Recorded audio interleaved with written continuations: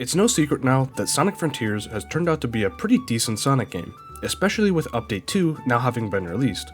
It restored faith in Sonic Team for a lot of Sonic fans and general audiences alike, but it didn't initially start out that way. Now, I wrote this video a few days before Update 2 came out, so I'm actually rewriting it now and splitting it into two sections: reception towards the game before it released, and reception now that it's been out for a while and has had some updates. So first up, Sonic Frontiers before it was released. Sonic Frontiers was the first new modern Sonic game to come out since Sonic Forces, and after the way that game turned out, Sonic Team needed to make something new and promising in order to win back the fanbase. Their new idea? An open world Sonic game, even though they call it Open Zone. It's basically the same thing. When Frontiers was revealed, before gameplay was even shown, fans were already skeptical. The last few Sonic games were lacking in size and overall fun, so making an entire open zone game seemed like an impossibility for them. Frontiers had been in development for almost 5 years, having multiple scrapped versions and ideas that were thrown out along the way. When gameplay was finally revealed for Sonic Frontiers, it was a few months before the game itself came out, and initial thoughts were mixed to say the least. The very first gameplay showcase came from IGN, and all they really did was run around the first island for a few minutes. Barely any of the open zone platforming was shown, and there was zero gameplay of the combat and cyberspace portions of Sonic Frontiers. This trend would unfortunately be one that continued for the next few showcases of gameplay, a mostly empty, open running space with seemingly little to do. There were also some really weird parts of the game, such as platforms appearing out of nowhere, right as you get close to them, as well as general floating structures around the open zone. From its initial showcase, it seemed like Frontiers was going to be yet another empty Sonic game lacking in content. The good part about all of this is that the initial showcase of gameplay was barely 1% of the game. Slowly but surely, footage was getting released or leaked that showed some of the cyberspace levels, as well as some bigger parts of the open zone. It was unclear at the time how many islands would actually be in Frontiers, but there were estimated to be about 5, which of course ended up being correct. However, the only footage being shown was of the very first island, Kronos. Eventually, we got a story trailer for Sonic Frontiers, which would begin the game's battle back up to actually seeming like it would be a good game. It had been known for a little while that Ian Flynn, a writer for both the Archie and IDW Sonic comics, was going to be the one writing the story for Sonic Frontiers. Ian Flynn is a pretty popular writer in the Sonic community because he's known for actually caring about the characters and Sonic's vast amount of material to work with, as well as just being a genuinely good writer too. The story trailer only served to cement people's trust in Flynn for the story of Sonic Frontiers, as both past characters and brand new ones would be appearing and actually seemed in character for the first time in a long time. This story trailer would also include some gameplay of the second island, but we'll save that for just a bit later. We would also get a combat trailer showcasing the various moves that Sonic would pull off in this new game.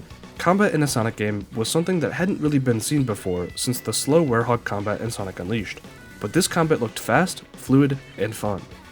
As more and more footage was getting released or leaked about Sonic Frontiers, hype seemed to be growing for Sonic fans, and interest amongst the general audience actually seemed to have returned after the initial showcase had turned them away.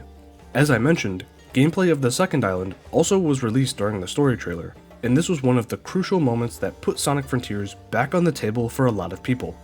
The second island was completely brand new, nothing was reused from the first island at all, and rather than looking empty, this one seemed to be filled with things to do. Something that a lot of people seemed to think was that Sonic Team only liked to reuse old assets, and while sometimes that can be true, in fact it was seen in Frontiers as Sonic's model is the same one from Forces, showed that they were more than willing to make every island its own unique experience. Shortly after Ares Island was revealed, the third island and cyberspace levels were beginning to be shown as well. By this point, it was getting pretty close to the release of Sonic Frontiers. One aspect of Sonic Frontiers that was not being shown off very much until the game was almost released were the traditional Sonic levels known as Cyberspace. Now, despite the reception of the overall game becoming more positive, these cyberspace levels were probably the only really disappointing part of Sonic Frontiers. Before they were officially shown off, leaked footage was being shared that showed some cyberspace levels that looked to be reusing old level themes like Green Hill and Sky Sanctuary, something that a lot of Sonic fans had grown tired of at this point. This actually wasn't even the worst part, unfortunately, as it was eventually revealed that these cyberspace levels would be directly pulling levels from previous Sonic games and reusing them in Sonic Frontiers. This is probably the one part of Sonic Frontiers that the reception of lowered as time went on, but seeing as they weren't the main focus of the game, it wasn't a deal breaker for almost anyone.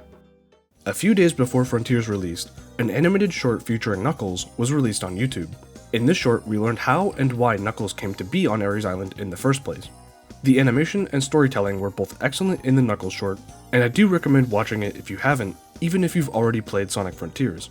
With this animated short, along with a preview comic explaining why Sonic and friends were going to the Starfall Islands, the game was only a few days from release, and everyone was eagerly awaiting for the final verdict on the game.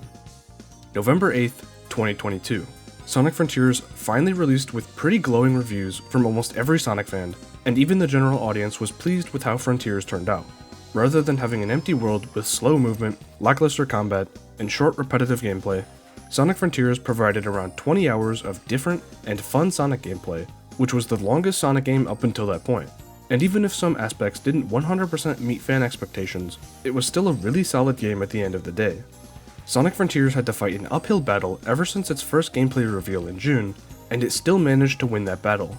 After many years of mediocre, and sometimes just plain bad 3D Sonic games, Frontiers was a massive victory for Sega, and Sonic Team proved that they can still make a good 3D Sonic game. Now that the game has actually been released to pretty good reviews, let's jump ahead to just before the second update of Sonic Frontiers, and also look at it just after Update 2. Sonic Frontiers managed to capture many people's attention initially, but over time it became more obvious that the game's replayability and overall game design was a bit lacking. Completing every open zone challenge upon replaying the game became monotonous, and the difficulty of many of the platforming challenges had been deemed too easy. And while the game was nowhere near as automated as Sonic Forces was, there were still a lot of rails, dash panels, and springs keeping the player on a set path.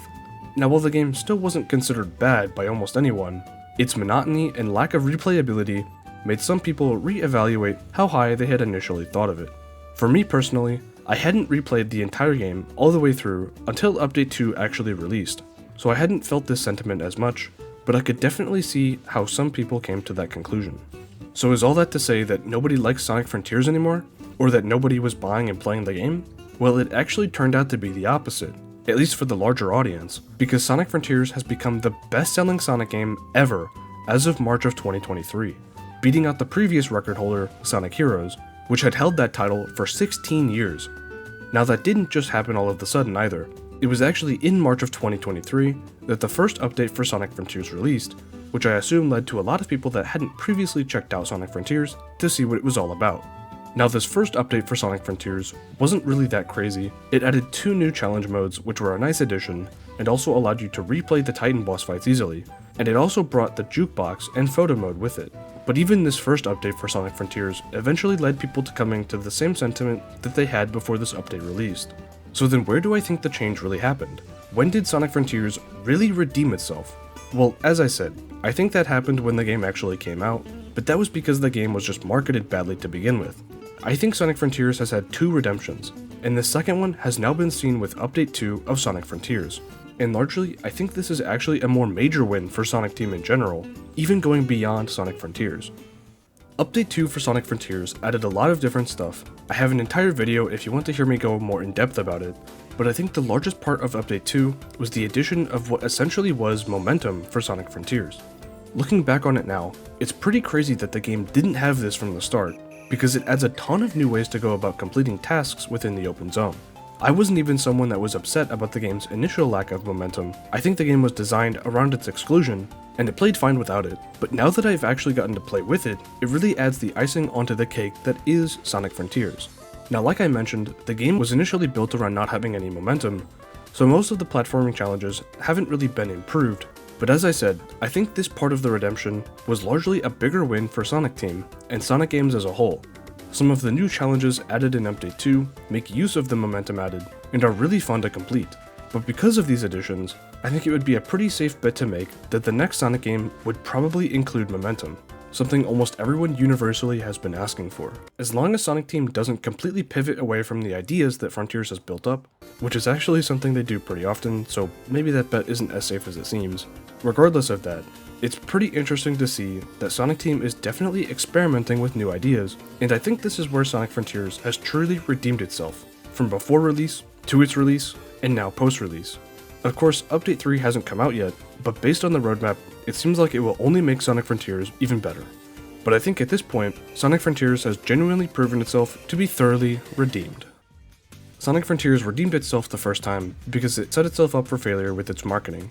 The game was always going to turn out good. Being only a few months out from release when its gameplay was shown meant that they probably weren't going to make any massive changes to the game depending on fan feedback, so that's why people seemed to lose hope when the first gameplay reveal was shown.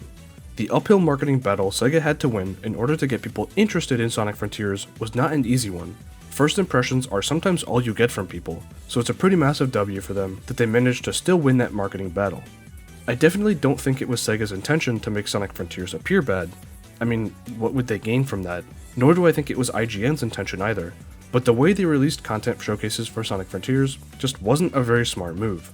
They began with some of the most boring and lackluster parts of the game, and while they were probably just showcasing the worlds and environments at the same time, it just made the game seem incredibly slow and empty as a side effect. Luckily, all of that is behind us now, and you can freely play Sonic Frontiers and battle some massive titans in peace, knowing that the game is actually good. Thanks for sticking around until the end of the video. Leave a like if you enjoyed learning about how Sonic Frontiers redeemed itself, and comment down below if you'd like to see me cover some more Sonic related topics. And I'll see you next time.